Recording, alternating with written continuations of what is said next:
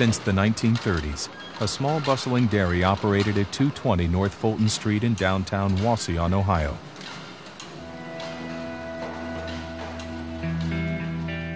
But on a hot summer's day in 2007, things changed. They called us up for a meeting, and you kind of wondered, well, what's this about? Because nothing was talked about beforehand or in the plans. There was some apprehension, which is understandable. That one wasn't good.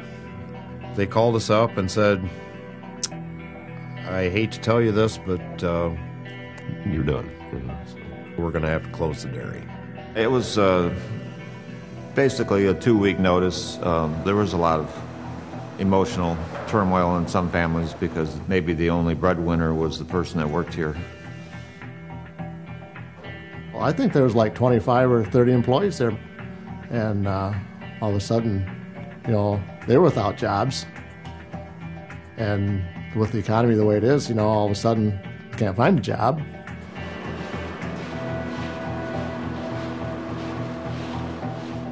You've been here a fourth of your life, and to take it away and you have to start over.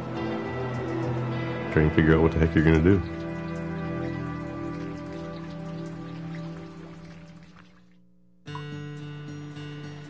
How could it happen? For many decades, the dairy had prospered. The Sterling Milk Company, owned by the Goldsmith family, had an innovative history. In the 1950s, the family built a large number of convenience stores, Sterling stores, as they were known in Northwest Ohio. This created a large market for their milk and other dairy products. Our products were in great demand, and we worked long days. It was a bustling place. It was fun to come to work. You knew your job was stable because the place had so much going for it. I mean, it'd been in business since 1936, 37. And it's always been a staple in the Wauseon area.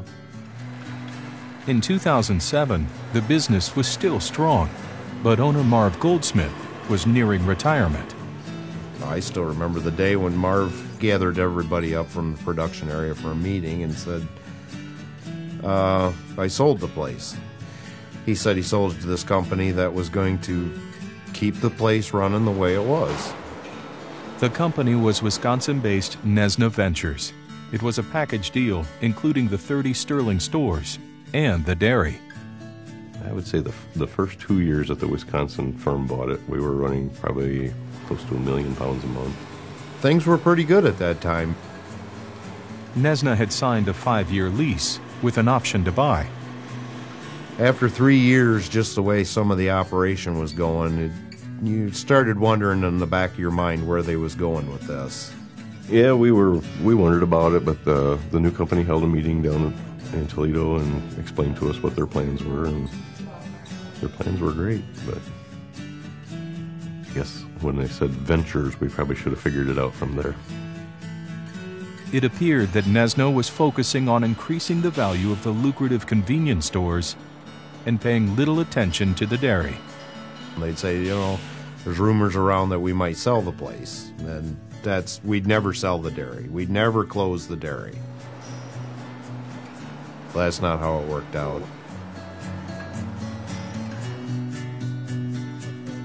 So after several decades as a thriving family business, Sterling was sold to a Wisconsin corporation.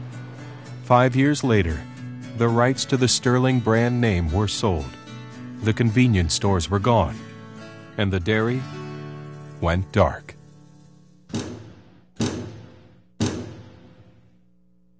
What they ended up doing, of course, was selling the stores to Circle K, the Canadian corporation. Circle K offered to buy the stores, didn't need the dairy. And pretty much everybody just kind of looked around at each other. It's like, now what do we do?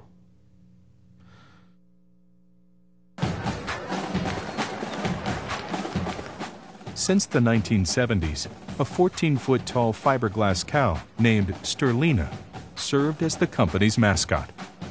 With the demise of the dairy, rumors swirled that Sterlena was heading north to Wisconsin.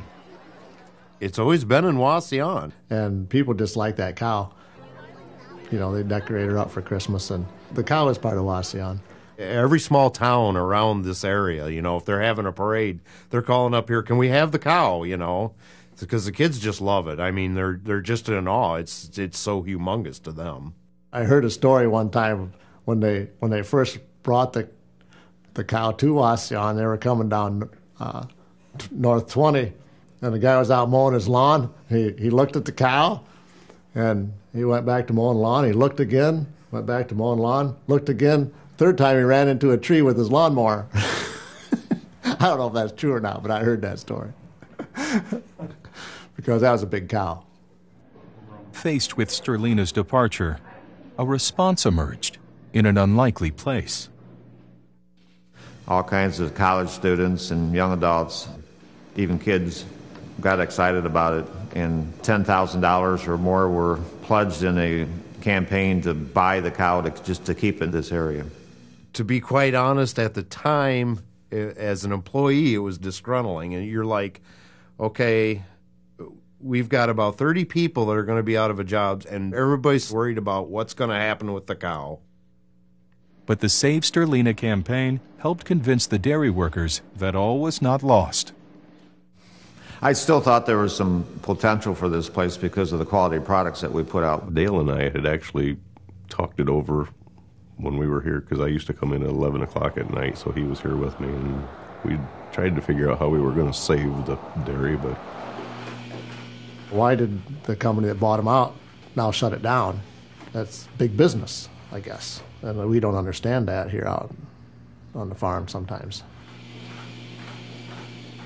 I thought to myself, we got to somehow keep this thing going, you know, because I think we needed it in the community for jobs. But then the story took a twist. Sterling reemerged as Sterlena Pride. A local co-op funded the venture, and it was named in honor of the students who vowed to save the mascot. It was the little dairy that wouldn't die. We had our destiny in our own hands. We had to come together as a group. It was a great feeling. There was a lot of excitement. County commissioners even talked to me and said, hey, Rich, you got to get involved in this thing. You know, we want your milk, and I was pretty excited about that. I've been here for approximately 32 years, and I'm producing a quality product, something that people need, and I feel good about that. They're efficient, they're well-run, they're clean, and you get a better product, a more consistent product, and the people know where it came from. There's definitely a sense of pride.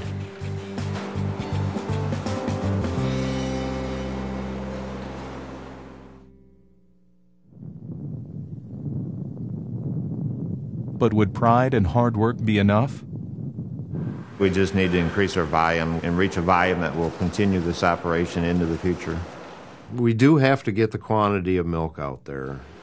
I will say one thing, thankful for the Wauseon area. Wauseon and Archibald has taken us back open arms. So far, everybody has a positive attitude, so I think we can do it. We gotta hang tough in there. Well, it's been over 2 years now, and we're still here, so hopefully we're going to make it. Wauseon doesn't need another parking lot, I know that.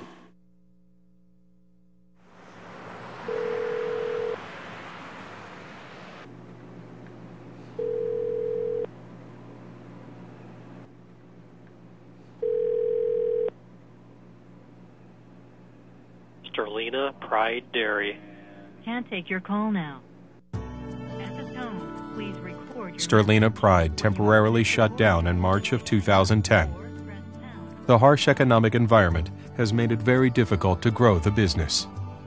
But the little dairy in Wauseon is not giving up without a fight.